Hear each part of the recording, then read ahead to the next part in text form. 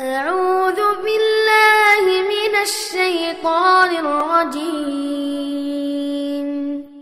بسم الله الرحمن الرحيم.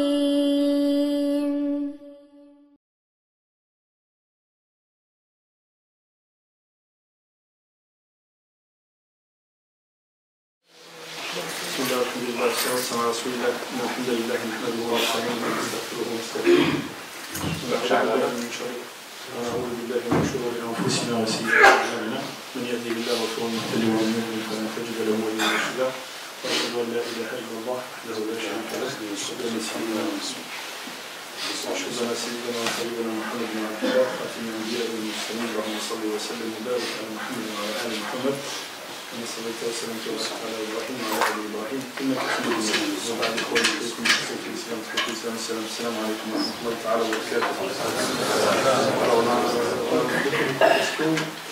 On va essayer de.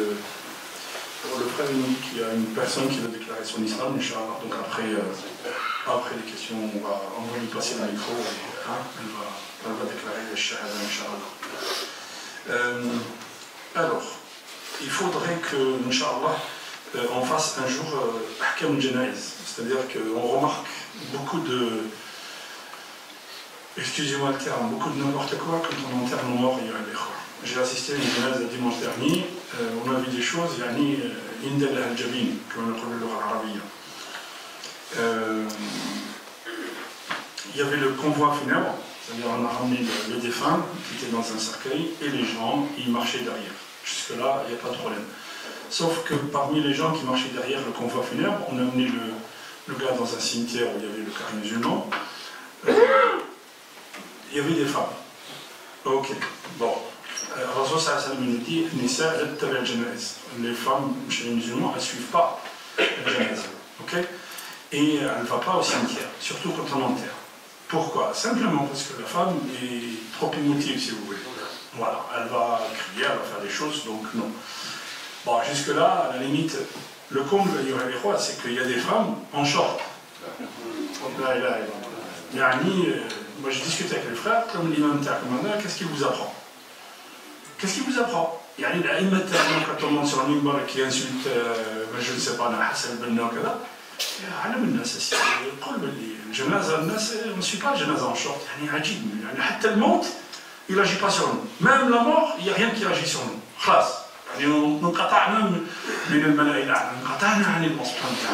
À ce point, il y a autre chose.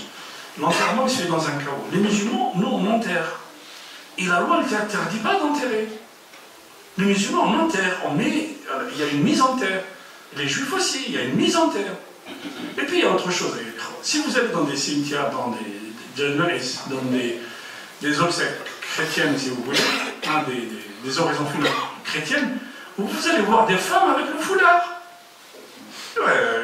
Subhanallah, à ce point, on a tout perdu. Rien. Même pas la décence devant un mort. Même pas. Bon. C'est-à-dire que les gens qui doivent porter la parole de Allah, on ne le fait pas assez. Donc je vous disais, nous, les musulmans, on enterre, on fait une mise en terre, ok? Bien sûr, chez nous, dans les pays du Maghreb, en Afrique, on enterre, on met shaqqa, si vous voulez, on met un carré, on fait le trou et après on fait un carré au milieu. Dans le mashriq, on fait l'ahd, c'est-à-dire qu'on creuse sur le côté, on met le mort sur le côté. Et on enterre dans un seul, 3 pour l'homme et 5 pour la femme. Quand c'est une femme, c'est les hommes qui l'enterrent et les hommes de sa famille. Okay, qui enterre la femme. Et généralement, quand c'est une femme, il y a une sturuha. Si vous avez assisté, on met un drap, et les femmes les gens de sa famille qui rentrent dans la tombe pour mettre la mise en tombe. Vous voyez? Autre chose. Pitarsil el meyit. Et la femme, l'homme, il doit faire le lavage mortuaire pour un homme, et la femme fait le lavage mortuaire pour une femme. Le seul cas où l'homme, il peut laver une femme, et la femme, elle peut laver son homme, c'est les époux, avec son mari. Donc c'est le mari, il peut laver sa femme, et la femme, elle peut laver comme a fait Ali, lui, il a lavé Fatima. Donc ces choses-là, il faut un minimum, zid, autre chose.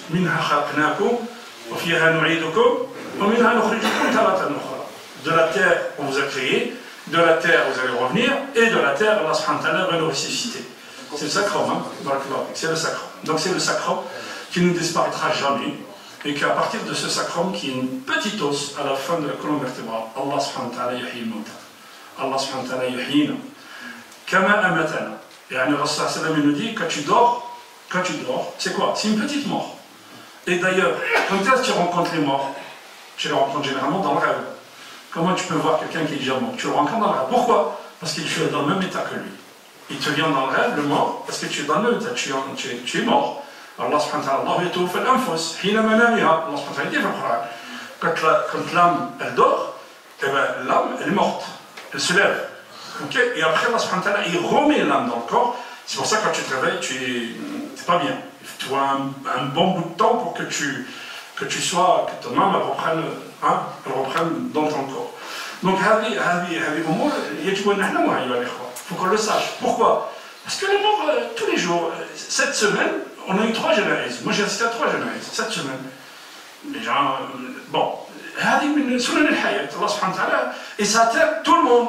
On va tous mourir. Donc, il faut minimum qu'on sache. Il faut qu'on fasse une séance avec le roi sur autre chose.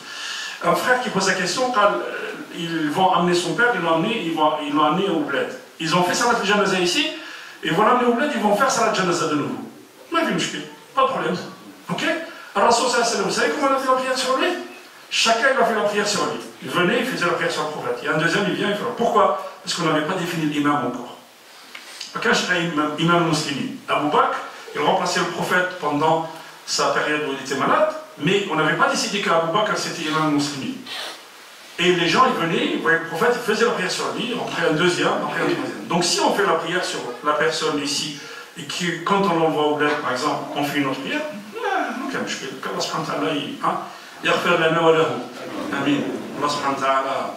alors, on va passer aux questions. C'est un frère qui conduit un camion et qui me dit, tous les jours, il fait une navette entre Marseille et Lyon, ou entre, je sais pas, Arles, je crois, et Lyon. Tous les jours, il fait une navette. Donc Lyon, c'est 300 km. Et ça va te passer au là. Est-ce qu'il peut réduire la prière? Oui. Il le fait tous les jours? Oui. L'islam, c'est facile. Ok? Il le fait tous les jours. Tous les jours, il fait ça la tapas pour faire tamji. Ok? Tous les jours, il raccourcit sa prière. Et s'il veut rassembler ses prières, il n'y a aucun problème. C'est son boulot, oui, mais son boulot, il est à 300 km. Donc il fait 300 km, il sait faire, et puis il revient. Ok? Alors, il y a un frère qui m'a posé la question le vendredi dernier. Ça, c'est pas vrai. Parce qu'on a déjà répondu. Waqtul Jumu'ah, c'est pas Waqtul Dhuhr. On a déjà répondu à cette question. Tous les ans, quand on change d'heure, on fait cette question. Waqtul Jumu'ah, c'est Waqtul Dhuhr. Ok? Mais un Rasul sallallahu alayhi wa sallam, Salat Jumu'ah, inda al-zawal. Ou qu'il y a des ulama, parmi certains savants, qui disent Waqtul Jumu'ah yadkhul, vous savez quand? Ma'a Salat al-Eid, ma'a dhukhul Waqt Salat al-Eid. Ma'a Waqt Salat al-Eid, c'est une demi-heure après le lever du soleil. Ok? Donc il y en a qui disent, donc Salat al-Jumu'ah, elle n'est pas, effectivement, si on peut la connaître Salat al-Dhuhr, c'est mieux. Ok? Mais Rasul sallallahu alayhi wa sallam, inda al-zawal, il y a des hadiths kathira fi hadith. Cheikh Al-Thamir, on lui a posé la question par rapport à des gens qui vivent aux États-Unis, le mieux, c'est ce qu'on fait, c'est-à-dire on fait un khutbah un peu avant Zawal, avant l'Waqt al-Dhuhr, et on fait salat, comme ça on ne peut pas. Ok? On sort de la divergence. Ok? Voilà, ça c'est une question typiquement qui se pose chez nous, ça ne se pose pas dans un pays musulman. C'est une femme qui est mariée à un non-musulman et qui me dit je veux faire le hajj. Ok, marhaba, elle peut faire le hajj. Mais elle va amener son mari avec elle. Elle ne peut pas. J'ai dit, tu as fait la demande de visa, on ne te donnera pas. Il faut une attestation d'islam, que le mari soit musulman. Yani, quand un non-musulman, il va aller à l'Hajj. Non. Allah subhanahu wa ta'ala dit, ils ne doivent pas s'approcher de Masjid al-Haram après cette année. C'était à la conquête de la Mecque. Et quand Allah subhanahu wa ta'ala dit, c'est quoi? Net, c'est l'impureté, c'est la souillure. Quand il dit que le mushrik, c'est-à-dire l'associateur, ce n'est pas une impureté matérielle, c'est une impureté morale. Si quelqu'un d'entre vous est allé à Dubaï, il comprend. Si tu veux attirer les étrangers, qu'est-ce qu'il faut faire? Il faut l'alcool, il faut les jeux d'argent, il faut les femmes, il faut ça. Sinon, ils ne viendront pas, les étrangers. Ok? La Mecque, c'est quelque chose que Allah subhanahu wa ta'ala a fait sacré. Sacré pour les musulmans. Donc quelqu'un qui va chercher ça, non. Non, non. Le mec, c'est l'ibada. Masjid al-Haram. Vous savez, ça veut dire haram, interdit. Tout est interdit. Tu n'as pas le droit de tuer un criquet. Tu vois les criquets, le Masjid al-Haram, tu ne marches pas dessus. Tout est interdit. Mais tu te trouves le Masjid al-Haram, tu ne peux pas rentrer le Masjid al-Haram en s'habillant comme ça. C'est un lieu sacré, tu dois te mettre en état de sacralité. C'est-à-dire, avant de rentrer à la Mecque, il faut que tu te mets en état de sacralité. Tu mets les deux couvertures sur toi. Et tu fais l'ombre après. Donc, Masjid al-Haram, il est sacré. Allah subhanahu wa ta'ala a décrété que celui qui ne croit pas au prophète, ok, ne rentre pas là. Quelqu'un d'entre nous, il décide, il dit, il faut ne rentre pas chez moi. C'est mon droit, là. C'est mon droit. Allah subhanahu wa ta'ala dit, il faut qui ne croit pas au prophète, il ne rentre pas. Quelqu'un qui va aller à la Mecque, il dit la ilaha illallah, il n'y a aucun problème. Le problème, ce n'est pas la nationalité ou le prénom, c'est pas ça. Le problème, c'est la croyance, l'imam. Celui qui va aller à la Mecque, il faut qu'il soit mu'min.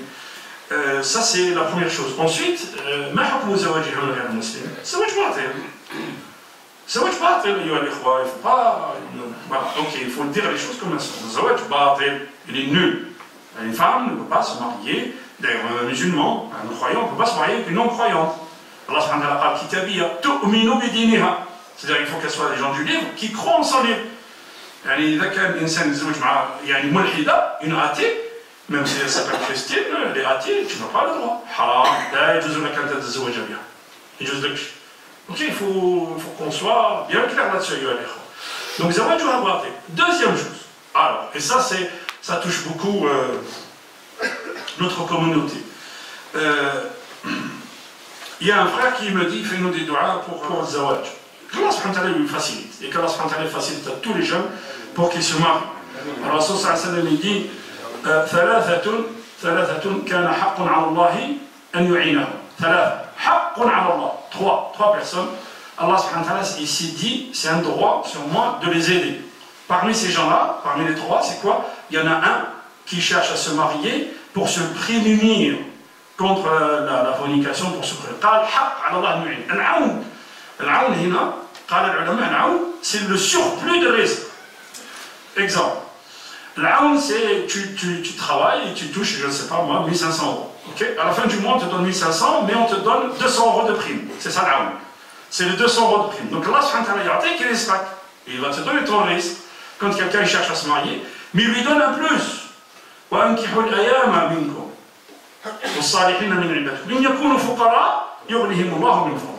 vu, Ibn Mas'ud, il disait, je suis étonné de quelqu'un qui cherche à s'enrichir et il ne se marie pas. Donc il faut aider nos jeunes pour qu'ils se marient. Pourquoi? Parce que s'ils ne se marient pas, qu'est-ce qu'ils vont faire? Ils vont faire le haram. Et le problème, vous voyez des couples qui se forment, quand elle est avec quelqu'un, il est avec quelqu'un, enfin, je fais le haram. Le problème, c'est qu'on ne mesure pas ce que c'est le haram. Et les gens, ils viennent et te disent, ouais, j'ai des machakis, j'ai des problèmes dans ma tête, je n'ai rien qui réussit. Mais oui, reviens là, fais les choses comme Allah subhanahu wa ta'ala dit. Zawaj, nous, il faut la salle, 15 000 euros, il faut les inviter 200 personnes. Non, Zawaj, Zawaj, c'est 4 choses. Me dit le wali, le tuteur, la dot c'est ça. Le shuhud, 2 shahidain adlain, 2 personnes qui témoignent, et puis as-sira. Et on a dit, il faut faire un acte. Et voilà. Non, on reste fait le haram. Et nous, on ne bouge pas. Et comment voulez-vous qu'Allah subhanahu wa ta'ala estajib là? Comment voulez-vous qu'Allah subhanahu wa ta'ala exauce ce qu'on lui demande? Dans le même cas, il y a quelqu'un qui me dit il veut ouvrir une salle. Il veut ouvrir une salle pour faire une salle des fêtes. C'est-à-dire il va la louer pour faire les fêtes. Ok? Mais on lui a dit c'est haram. Si tu fais ça, c'est haram. Alors, ayyuha al-ikhwa, ولا تقولوا لمن تصف ألسنتكم الكذب هذا حلال وهذا حرام. Faut pas dire comme ça de ta tête هذا حلال وهذا حرام. يعني الإنسان parce que quand tu dis ça, أنت مشرع, tu es législateur. Le législateur de l'islam, vous savez qui c'est? C'est Allah, barakallahu fik. C'est Allah le législateur de l'islam. يعني quand quelqu'un demande l'avis juridique selon Kitab ou Sunna, pas selon ta tête. Que dit Allah subhanahu wa ta'ala? وش يقولوا العلماء? Est-ce que nous les musulmans, on a besoin de ça comme ça? Bien sûr qu'on a besoin de ça comme ça. Sauf que quand il fait une salle, il peut mettre des règles. Dans ma salle, il n'y a pas de matratouche, il n'y a pas de les hommes et les femmes. Première chose. Dans ma salle, il n'y a pas de khamr. Dans ma salle, tu mets des règles, et il n'y a pas de problème. Après, Après, si les gens ne respectent pas les règles, tu peux arrêter le contrat avec eux. Mais on a besoin de ça comme ça, il n'y a pas de problème. Le verre, tu peux mettre dedans du lait, comme tu peux mettre de l'eau, comme tu peux mettre du vin. Ok? Les pieds de la femme, aura. Donc la femme, elle doit, quand elle fait la prière, elle doit cacher ses pieds. Ok? Ils disent, soit elle met le jawarib, une femme, soit elle met des chaussettes pour cacher ses pieds, hein, on parle des pieds. Soit elle met un long qamis, ou un long jilbab, qui cache ses pieds. Ok? Ça c'est les trois. Abu Hanifa, لا يراها بعورة. يقول لك صلاتها صحيحة. لكن المذهب الذي نحن عليه أن رجل المرأة يعني رجلها le pied عورة وعليها أن يعني تحترز من هذا. Ok? بارك الله فيك. Bon le frère, je vais te donner le micro. Hein? Tu vas l'avoir là-bas et tu lui diras de répéter après. C'est bon la sœur? Oui. Alors, il faut juste répéter après moi. Ashhadu. أشهد أن لا أن لا إله إله إلا إلا الله الله وأشهد وأشهد أن أن محمدا محمدا رسول رسول الله. الله. Allahu Akbar. Allahu Akbar. Allahu Akbar. Ma soeur, bienvenue dans la communauté de l'islam. Tu es musulmane à partir de maintenant. L'islam exige de la personne qu'elle respecte les préceptes d'Allah. Donc le premier précepte d'Allah, c'est cette profession de foi. Mais après, le musulman doit s'acquitter de sa prière, doit faire sa prière, l'accomplir convenablement, s'acquitter de la zakat. Il y a le ramadan qui arrive, il faut jeûner le mois de ramadan. Il faut être bienfaisant envers ses parents, il faut être bienfaisant envers tout le monde. Ah, c'est ça le musulman. Il faut assister aux cours pendant le Jumu'ah ou ailleurs, ok, pour asseoir votre islam, Inch'Allah. Merci à vous, barakallahu fikum, subhanakallahu wa bihamdik, shahadu an la ilaha illa anta, astaghfiruka wa atubu ilayk, subhana rabbika rabbil izzati amma yasifun, wa salamun ala al-mursalin, alhamdulillahi rabbil alamin. الحمد لله نحمده ونستعينه ونستغفره ونستهديه ونعوذ بالله من شرور انفسنا وسيئات اعمالنا من يهده الله فهو المهتدي ومن يضلل فلن تجد له وليا مرشدا واشهد ان لا اله الا الله وحده لا شريك له وأشهد أن سيدنا وحبيبنا وعظيمنا محمد بن عبد الله خاتم الأنبياء والمرسلين اللهم صل وسلم وبارك على محمد وعلى آل محمد كما صليت وسلمت وباركت على إبراهيم وعلى آل إبراهيم إنك حميد مجيد. يقول الله سبحانه وتعالى في محكم تنزيله بعد المفترجين وادعو إلى سبيل ربك بالحكمة والموعظة الحسنة وجادلهم بالتي هي أحسن إن ربك هو أعلم من ضل عن سبيله وهو أعلم المهتدين وإن عاقبتم فعاقبوا مثل ما عوقبتم به ولئن صبرتم لهو خير للصابرين واصبر وما صبرك إلا بالله إن الله مع الذين اتقوا والذين هم محسنون إن الله مع الذين اتقوا والذين هم محسنون. Allah subhanahu wa ta'ala il est avec ceux qui le craignent, ceux qui sont pieux et ceux qui sont bienfaisants. Ok? هذه الآية أيها الإخوة هي آخر سورة النحل. السورة qui est classée 16e سورة في القرآن. آخر سورة النحل تنتهي بإن الله مع الذين اتقوا والذين هم محسنون. Vous remarquerez أيها الإخوة في القرآن il y a toujours une liaison. Le Coran, kalamullah, mais qu'est-ce que c'est pas quelque chose d'aléatoire. Il y a toujours une liaison entre soi. Il y a toujours une liaison min asrar tartib as-suwar. Cheikh l'imam Suyuti rahimahullah, il a écrit un livre dans lequel il écrit, il dit asrar tartib as-suwar, c'est-à-dire il dit les secrets dans la succession des suwar. Par exemple, je vous donne un exemple. Allah subhanahu wa ta'ala surat al-Ma'idah il dit ya ayyuhalladhina amanu awfu bil 'uqud. Awwal aya min surat al-Ma'idah il dit tenez vos engagements. Tenez vos pactes. La relation avec الصورة اللي قبلها الصورة النساء كلها عقود. عقود في الميراث، عقود في الزواج، كلها. سورة النساء تتكلم عن العقود. Elle parle que des pactes et que des engagements que tiennent les gens vis-à-vis de leurs femmes, vis-à-vis de leurs épouses, vis-à-vis des héritiers, vis-à-vis des frères, vis-à-vis de tout le monde. Donc, Allah subhanahu wa ta'ala, Surah al-Jibada, la première chose, c'est une injonction d'Allah subhanahu wa ta'ala où il nous demande de tenir nos engagements, de tenir nos pactes. في سورة النحل الله سبحانه وتعالى nous dit إن الله مع الذين اتقوا والذين هم محسنون. Allah subhanahu wa ta'ala est avec ceux qui le craignent et ceux qui sont bienfaisants. Le meilleur des bienfaisants dans notre communauté, c'est le prophète Mohammed sallallahu alayhi wa sallam. La surah qui vient juste après Surah al-Nahl, c'est Surah al-Isra. Allah subhanahu wa ta'ala, Surah al-Isra, il dit سبحان الذي أسرى بعبده ليلا من المسجد الحرام من المسجد الأقصى الذي باركنا حوله لنريه من آياتنا.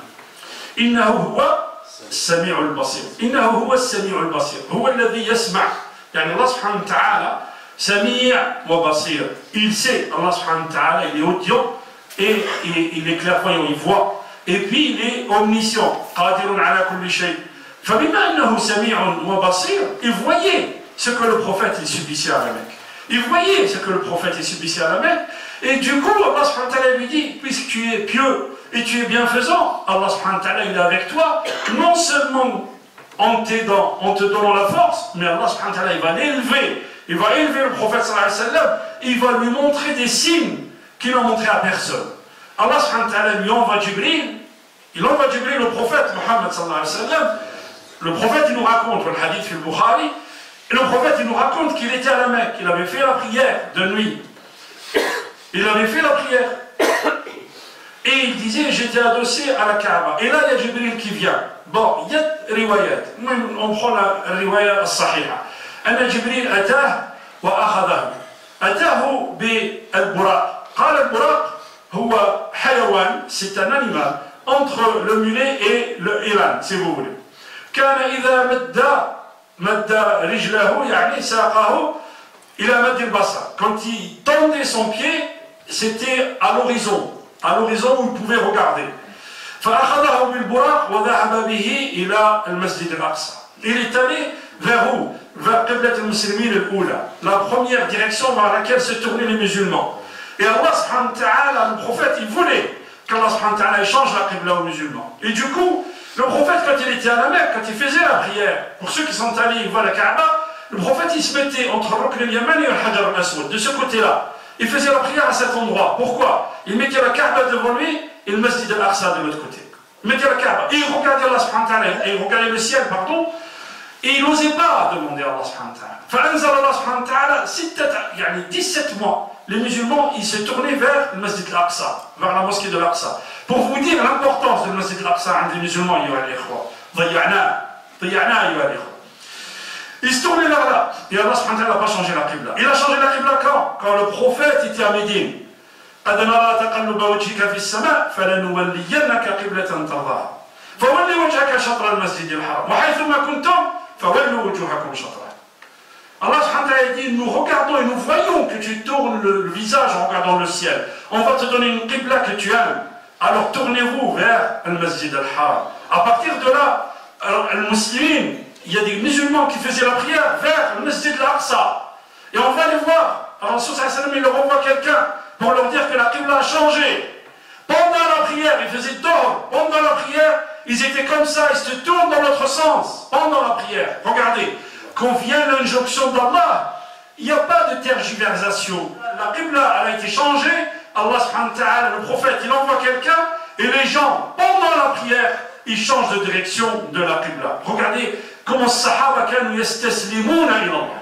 Comment les sahaba, quand l'injonction d'Allah venait, il n'y avait pas de discussion possible.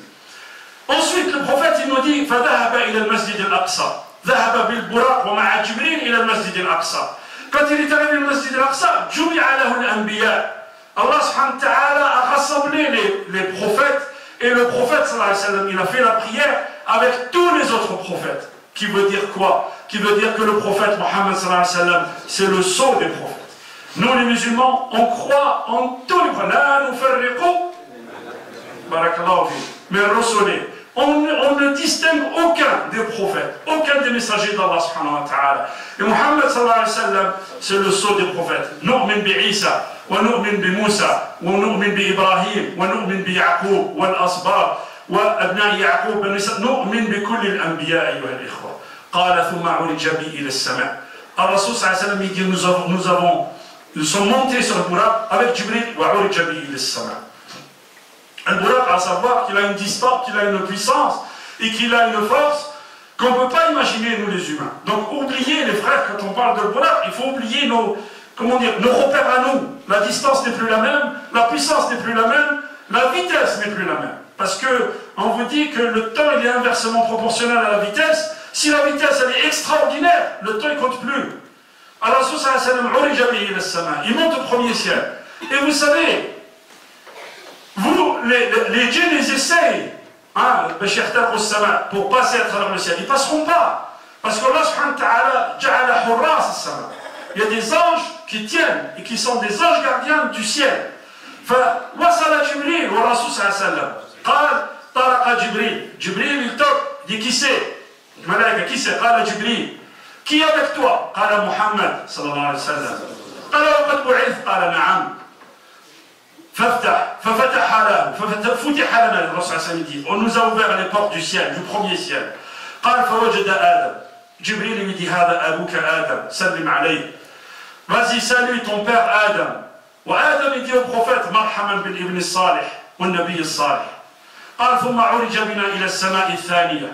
On est monté au deuxième ciel. La même chose. Qui c'est? قال جبريل. Qui est avec toi? Muhammad sallallahu alayhi wa sallam. أوقد بعث? Il a été envoyé. قال نعم. ففتح لنا. On nous a ouvert le ciel. Et on est monté au deuxième ciel. Au deuxième ciel, j'ai trouvé Isa, Jésus, ويحيى, Jean-Baptiste.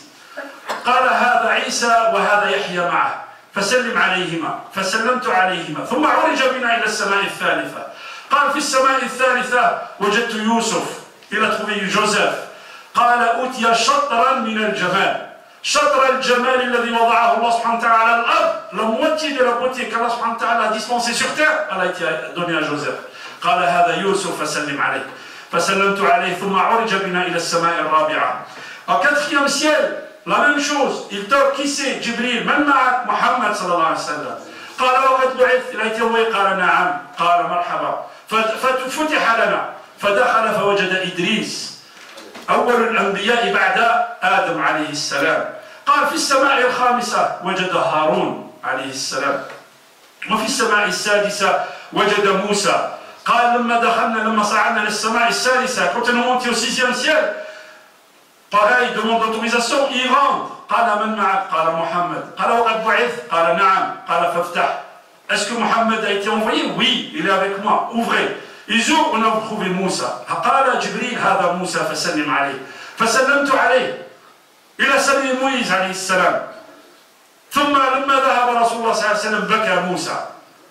فرجع إليه. قال وما يبكيك يا موسى? Qu'est-ce qui te fait pleurer? قال رجل من أبنائي ورجل صالح مثلك نبي من بعدي يدخل من أمته الجنة أكثر مما يدخل من أمتي. وهذه بشرى أيها الإخوة. الله سبحانه وتعالى اللهم اجعلنا من أهل الجنة. آمين يا رب العالمين. قال ثم عرج بنا إلى السماء السابعة. قال هذا أبوك إبراهيم. Au septième ciel, il a dit ça c'est ton père Ibrahim. فسلم عليه. فسلم على إبراهيم عليه السلام. قال إبراهيم عليه السلام أبلغ يا محمد مرحبا بالابن الصالح.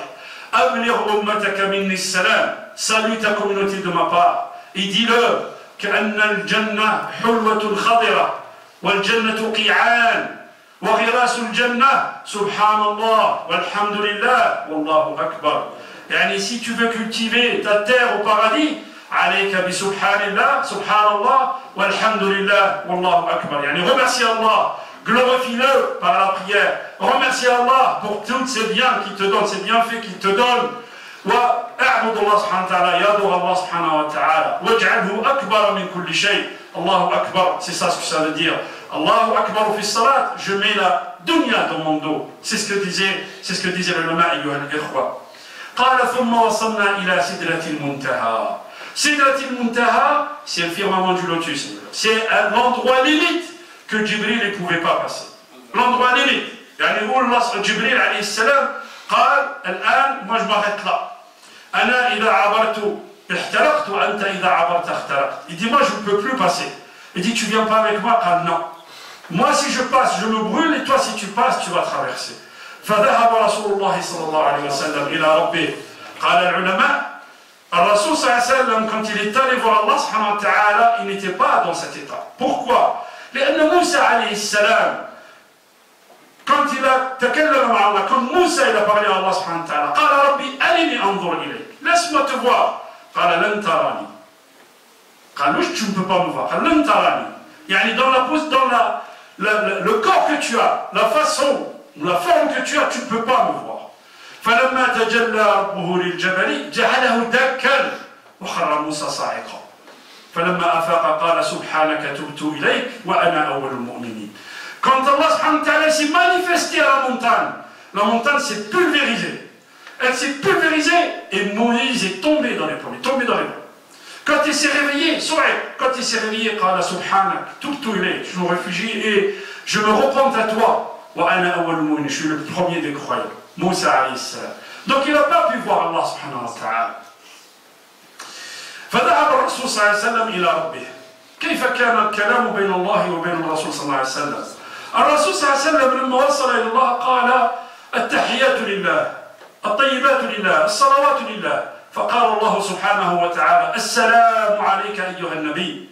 الله سبحانه وتعالى يسأل البروفيت النبي صلى الله عليه وسلم قال السلام علينا وعلى عباد الله الصالحين أشهد أن لا إله إلا الله وأن محمد رسول الله. Vous avez vu, أيها الإخوة, à chaque fois qu'on fait la prière, on se remémore quoi? Le dialogue qu'il y a eu entre Allah subhanahu wa ta'ala et le prophète pendant ce voyage miraculeux, pendant ce voyage nocturne.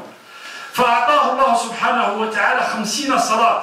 Allah subhanahu wa ta'ala, il lui a donné une injonction que sa communauté doit faire 50 prières par jour. فرجع بها قال فالتقى بموسى في السماء السادسة.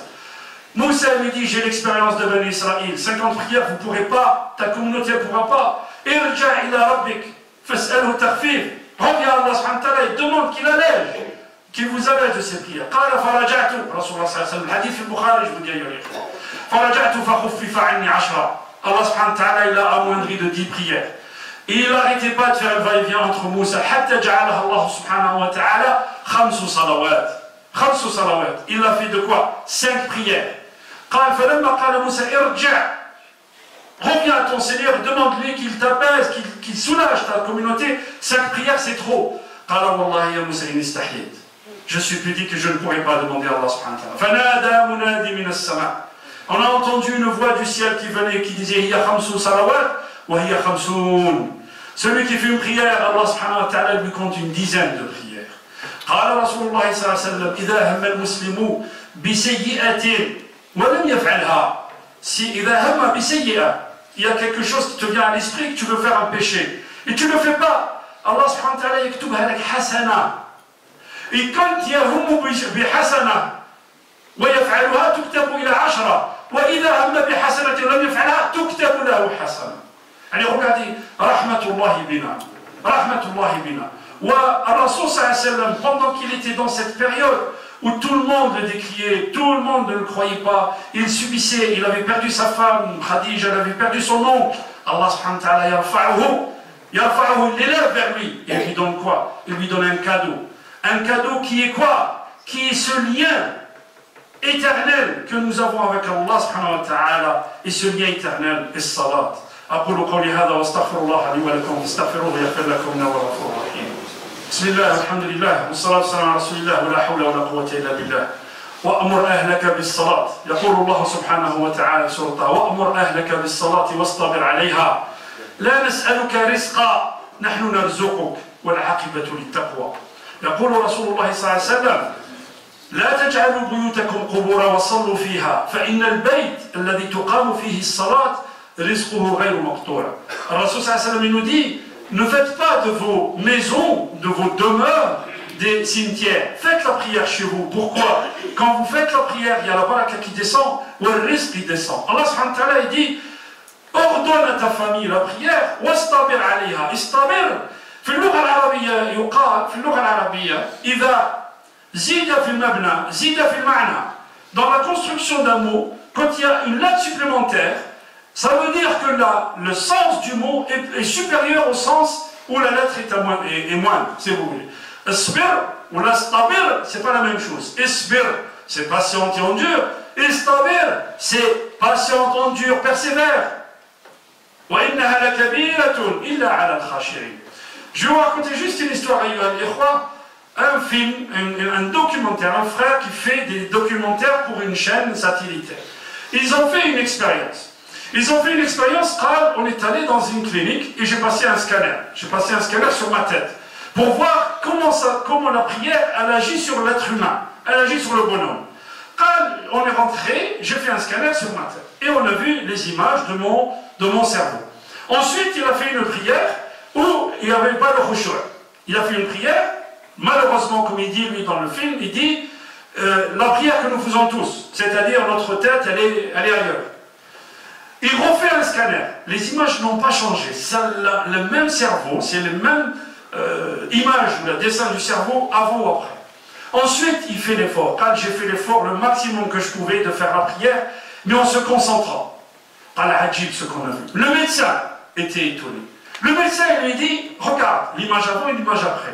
Il lui dit, cette image, quand avant, l'image du corps frontal, le front, ce qu'il y a là, le toupet, elle était rouge quand tu as fait la prière au début. C'est-à-dire quand tu fais la prière sans concentration ou avant la prière sans concentration. Elle est rouge. Quand il a fait la prière, cette image s'est effacée, elle est devenue blanche. Car cette partie, elle est responsable de la réflexion et de la concentration aussi. Yani, tu t'es concentré ou la réflexion et la prise de décision. La partie où il y a la prise de décision, elle s'est effacée quand tu as fait la prière avec khushu'. Pourquoi? Le médecin dit, tu t'es soumis complètement à celui que tu pries. Yani, quand tu es rentré dans la prière, tu as déconnecté cette partie liée à la réflexion. Regardez, autrement dit, lui dit, nahnu fi salat, quand on est en prière, on dit, ihdina as-sirat al-mustaqim. Guide-nous vers le droit chemin, ya Allah. Iyyaka na'bud wa iyyaka nasta'in. Ihdina as-sirat al-mustaqim. Autrement dit, ya Allah, maintenant je suis devant toi, je me soumets complètement à toi. Maintenant, quand je réactive cette zone, ya Allah, ihdina as-sirat al-mustaqim. Guide-nous vers le droit chemin. Dans quoi? Dans la gestion de mes affaires, dans l'éducation de mes enfants, dans mon travail de tous les jours, dans mes relations avec mes parents, dans mes relations avec mon épouse, dans toute ma vie. Guide-moi pour que tu sois agréé de moi, ya Allah. C'est ça ce que ça veut dire. Il nous montre une autre image. Car regarde l'hypothalamus, la partie responsable de Rahma, de la clémence, de la miséricorde. Car elle est devenue plus importante. Elle était blanche auparavant, elle devient rouge. Car ça veut dire que le sentiment de miséricorde a augmenté en toi. Subhanallah, quand on fait la prière, on dit Bismillahir Rahmanir Rahim, Alhamdulillahi Rabbil Alamin, Ar-Rahmanir Rahim, Ar-Rahmanir Rahim, Ar-Rahmanir Rahim, dans chaque raka'a. Ça veut dire quoi, ça veut dire que celui qui fait la prière, et que de son cœur, dans son cœur, il n'y a pas de rahma, il n'y a pas de miséricorde, sachez qu'il ne fait pas la prière. Il ne fait juste la gestuelle, il monte et il descend. يعني الإنسان لما يعلم أن الله سبحانه وتعالى أنت تقف أمام الله في الصلاة تقف أمام الله. Allah subhanahu wa ta'ala, il fait voyager le prophète sallallahu alayhi wa sallam au 7e ciel. Pour lui donner quoi? Pour lui donner un cadeau de liaison avec Allah subhanahu wa ta'ala. كان رسول الله صلى الله عليه وسلم إذا حزبه أمر رسول عائشة elle disait كان رسول الله صلى الله عليه وسلم إذا حزبه أمر فزع إلى الصلاة. Quand il y a quelque chose qui le tourmentait, il avait un problème. فزع إلى الصلاة. صلي. Tu as un problème, frère? Tu as un problème dans ton travail? Salli rak'atayn lillah. Tu veux te marier? Salli rak'atayn lillah. Tu as un problème dans ta famille? Salli rak'atayn lillah. Et demande à Allah. فإن الله لا ينام ولا ينبغي له أن ينام وهو السميع العليم. اللهم اجعلنا من الذين يستمعون القول فيتبعون أحسنه. اللهم اهدنا فيمن هديت وعافنا فيمن عافيت وتولنا فيمن توليت وبارك لنا فيما أعطيت وقنا شر ما قضيت. إنك تقضي ولا يقضى عليك إنه لا يذل من وليت ولا يعز من عاديت تباركت ربنا وتعاليت يا الجلال والإكرام. اللهم اقسم لنا من خشيتك ما تحول به بيننا وبين معصيتك ومن الطاعات ما تبلغنا به جنتك ومن اليقين ما تهون به علينا مصائب الدنيا ومتعنا اللهم بأسماعنا وأبصارنا وأبداننا أبدا ما أحييتنا واجعله الوارث منا واجعل ثأرنا على من ظلمنا وانصرنا على من عادانا ولا تجعل الدنيا أكبر همنا ولا مبلغ علمنا واجعل الحياة زيادة لنا في كل خير واجعل الموت راحة لنا من كل شر. عباد الله إن الله يأمر بالعدل والإحسان وإيتاء ذي القربى وينهى عن الفحشاء والمنكر والبغي يعظكم لعلكم تذكرون ولذكر الله أكبر والله يعلم ما تصنعون. قوموا إلى صلاتكم ورحمة الله.